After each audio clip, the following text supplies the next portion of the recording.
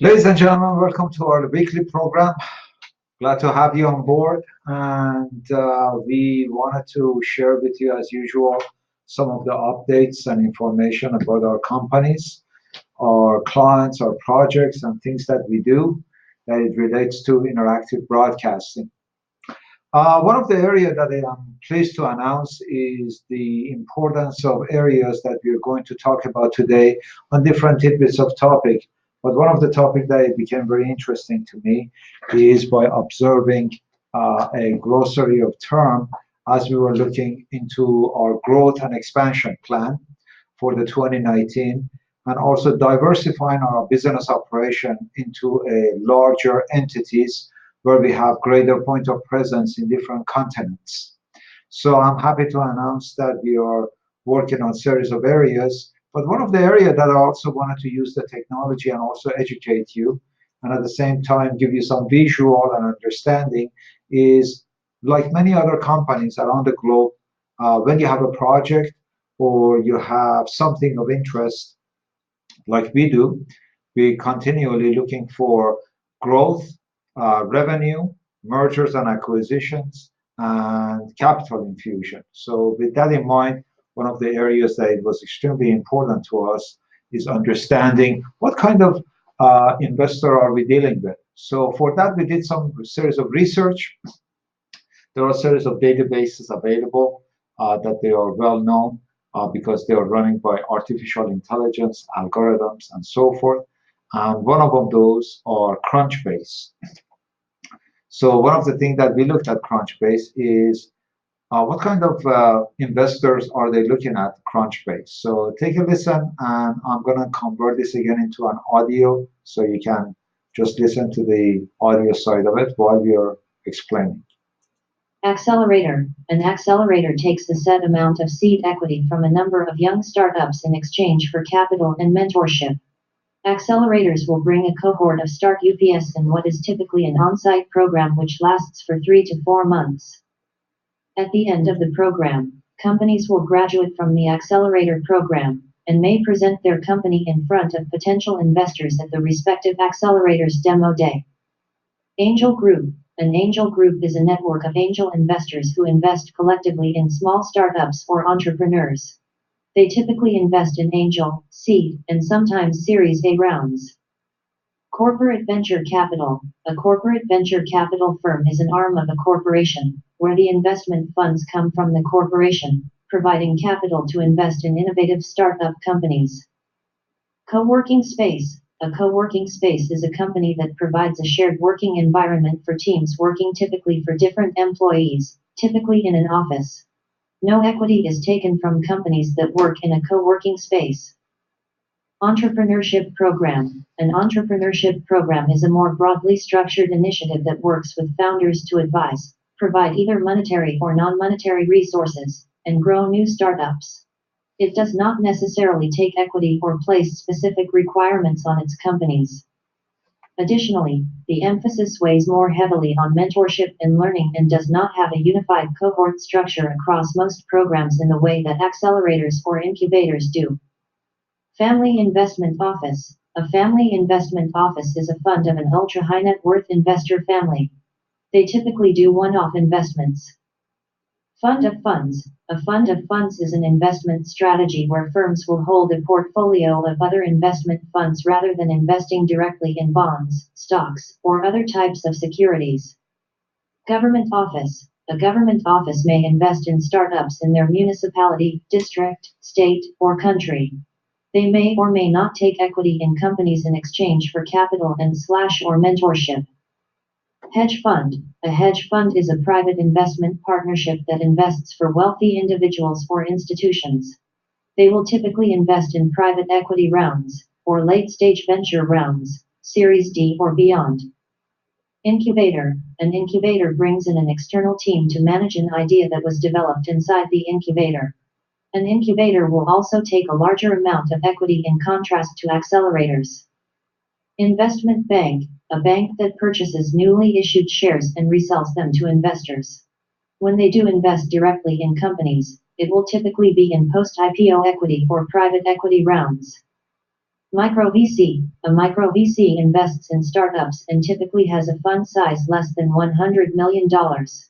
Micro VCs are a type of venture firm that focuses on early stage seed and Series A investments. Pension fund. A pension fund is an employer-sponsored plan or fund that provides retirement income for employees. Typically, employers contribute to a pension fund account, tax-deferred, over time. Employees are then able to receive pensions through withdrawals at retirement. Private equity firm. A private equity firm is an investment management company. When they do invest in startups, it is typically in the private equity or later stage venture rounds, Series C and beyond. Secondary purchaser. A secondary purchase is a purchase of stock in a company from a shareholder rather than a purchase of stock directly from the company. This can happen before a company goes public and is typically not publicized. Startup competition. Startup competitions are held by a variety of companies, government offices, and firms. The prize for many startup competitions will be capital with no equity component. Syndicate. A syndicate is a group of lenders who form to provide what's usually referred to as a syndicated loan to a borrower. Forming a syndicate is advantageous because it spreads the risk among multiple lenders and the borrower, most likely a company, government, or special project, can carry out a transaction it wouldn't be able to on its own. University program. Many universities have programs dedicated to entrepreneurship. Their services range from supporting entrepreneurs with capital or mentorship. Venture capital. Venture capital firms invest in startups at a variety of stages, ranging from seed to Series A and beyond. Venture capital firms take equity in exchange for capital, seeking to invest in firms from the earliest stage Series A through to later stages as the company grows. Venture firms typically leave only a single round and cede to other investors for the next round to avoid conflicts of interest in pricing the next round. Venture debt. Venture debt firms provide capital in exchange for a loan, plus interest, to be paid back at a later date. So as you can see, there are a wide variety of options available that companies at late stage, early stage startup. We are a 19-year-old company, so we've been around.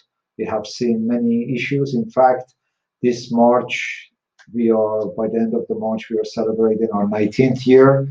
Uh, it's been a blessing because a lot of industry standards groups that we have been associated with, they have recognized that we have been working in this arena for many years, and they associate us to areas where we are blessed. So here's a little screencast of what I want to show you from NETSTAIRS on Crunchbase. We are among the globe, among all the companies, ranked around 246, 913. In our segment, we were ranked as number one. We are specialists in digital media and infrastructure. And that is the area that we really want to talk about, digital media and infrastructure, because those are the areas we work with many consultants, with different partners around the globe. We build different venues and infrastructure that accommodates different services. So we are happy to be part of this process, and also we are pleased to understand that we strive always for our excellence and accommodate different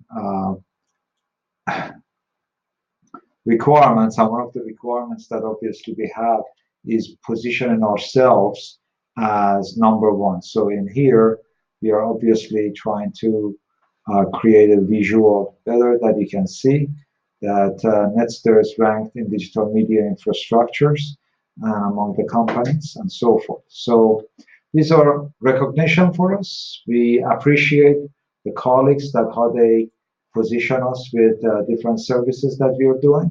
At the same time, we are focused on the area that we can add value to our partners, to our service providers, among our shareholders. With this matter, one of the areas that I wanted to further discuss about our growth was in the area of what we call ICDN. Today, we had a meeting with European Broadcasting Union, among many other companies that we meet, and digital social studios, and so forth. We have had a long-term relationship with EBU on several facets. One of the areas that we are happy to know, again, they associate and they refer to us in the area where we can bring multi-CDNs into interactive mode and so forth. And this was one of the areas that today we had a conversation. EBU specializes in bringing the standards into the union and allowing different media service providers and suppliers and broadcasters enjoy the uniformity of those protocols. And they have always been a trendsetter. One of the areas that they have spent a lot of time right now, and they're spending time, is in the integration of the WebRTC and video in services. So we are happy to be part of that process where we are educating our colleagues and that how real-time communications along with the CDNs can provide a valuable service. The good part about it is because NETSTAIRS has specialized for many years providing services in the CDN market, in the live streaming, in the media market, and so forth. We have been blessed to have association with companies such as Akamai that we met about a week or 2 weeks ago, and again about the same subject of building interactive CDNs that we can add the I into the CDN protocols for the content delivery network partners. Now, we are learning a lot of things during this process because since we have worked with different CDN service providers, one of the areas that we always look at it is what the client's current needs or immediate needs and future requirements are.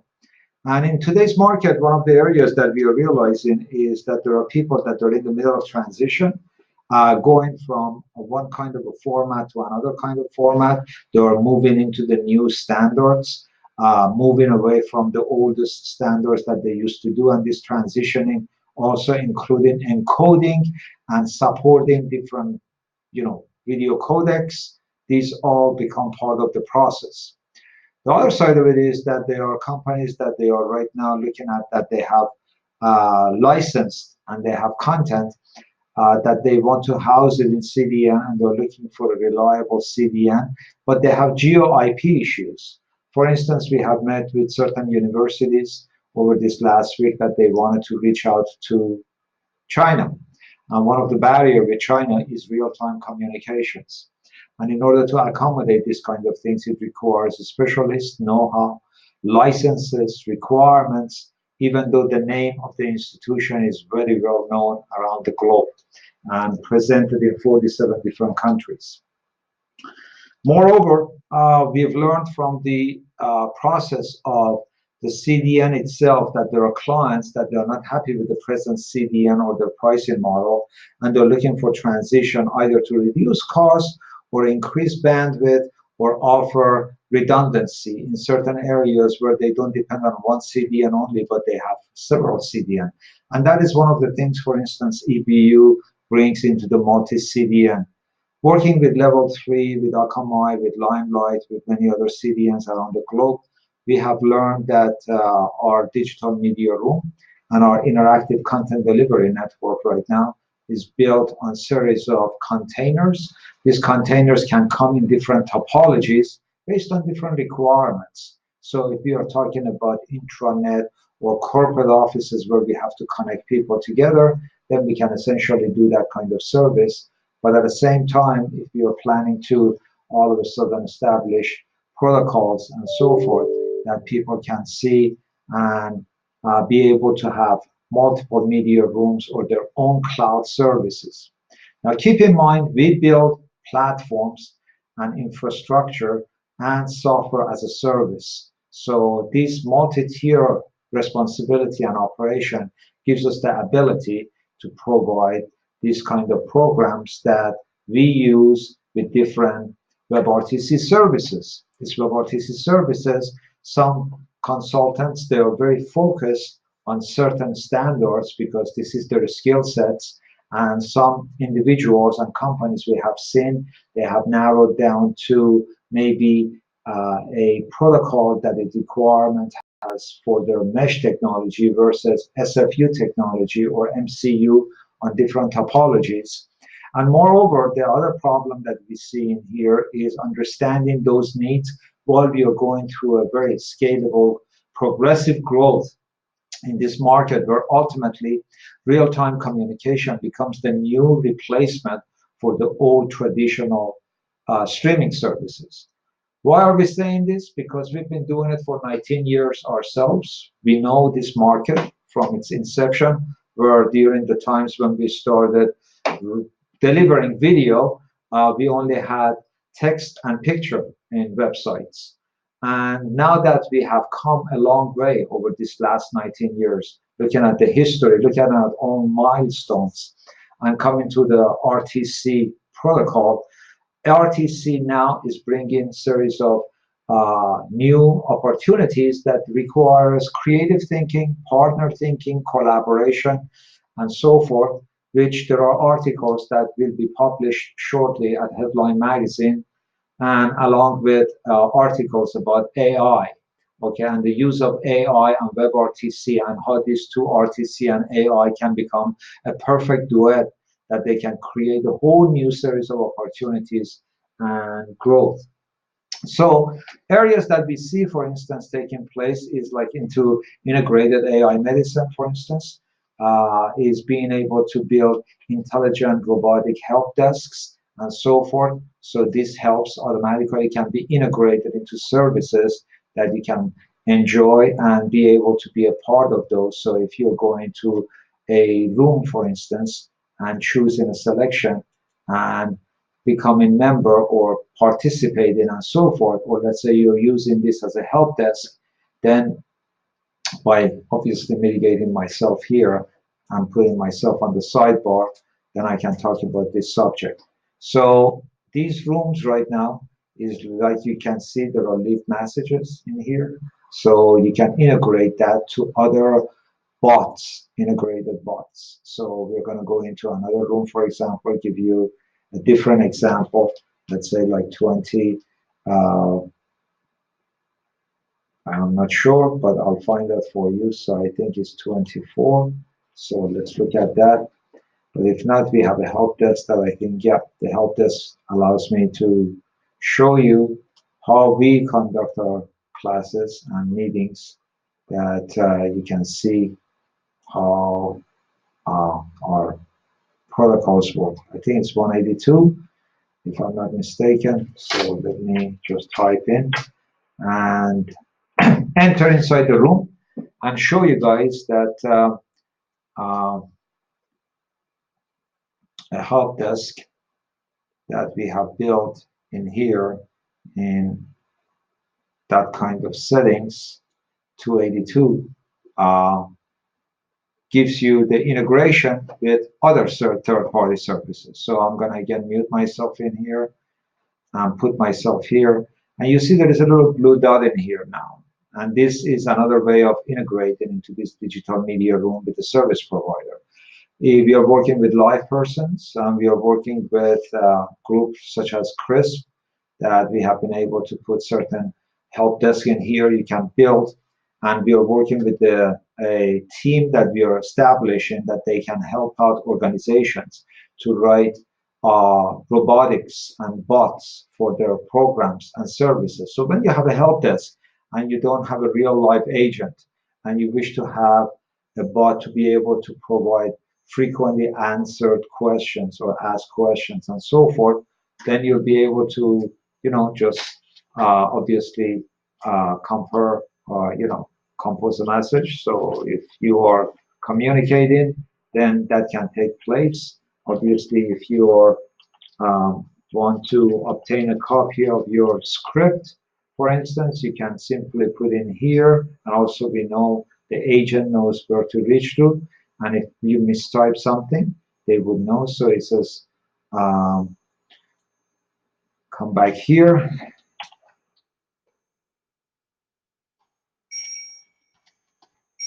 So when we put that in there, then we can automatically come and start reaching out to the agent. If the agent is available, then they can reach out and communicate with you.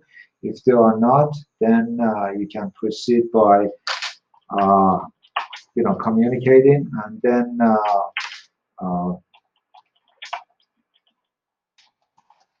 Subsequently, this process can accommodate different communication.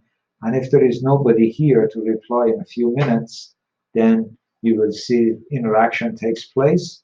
And it says, oh, there is nobody here, for example, and you can even attempt to play a game right in here while you're waiting. So this kind of capabilities right now is becoming crucial into real-time communications, interactions, being able to provide real-time services with use cases. So this is a typical room that we use ourselves for help desk, where you can see our Bucharest office in the background, and you can see my picture as avatar, and at the same time you can see the game being played in here. Obviously, I'm not good at it, so I'm not going to waste my time, but just giving you some little visual that you can go up here and hit yourself here now, and then boom, come back. So anyway, these are some of the areas that right now we are expanding our WebRTC services, and we are looking at the areas where integration becomes part of the processing. Now, what we've learned is extremely important because topologies and the requirements for the clients changes everything. So one of the areas that we looked at was HTML5, pure HTML5 like Pixel series, or working with the product lines that we are building under ZimZim that we call it right now Pixel 5, that we are able to have mobile app, and it's going to have basically ability to have a complete registration. And for the first time, you have the ability to connect iPhone or iOS devices to Android. So it's not like FaceTime that only have to be in that community or FaceTime subscriber. You can communicate through the WebRTC standards. And this engine, it's a native program that it's programmed to interface into mobile apps. So as we are speaking with you right now, we are building mobile apps for Pixel 5 that we are testing with the promise of introducing the ZimZim product that I spoke about last week. So when you see the protocols and the screens in here for the codes, then we ultimately showing you that this kind of products ultimately becomes this kind of service that we are going to be introducing and announcing to you. So based on those cloud services, now the client has to decide what are their requirements. Are they going to be focusing more on fintech, on integration, on healthcare, on those subjects that they are having different areas of interest? Or is it going to be something that they're going to be, let's say, direct to consumers? And then they want to do media casting, and they want to experience that kind of thing. Because as you see right now, with the screencasting that I'm using and promoting these services, we are using the same kind of technologies that we are actually offering. So in this area, again, the challenge becomes where video becomes part of the equation.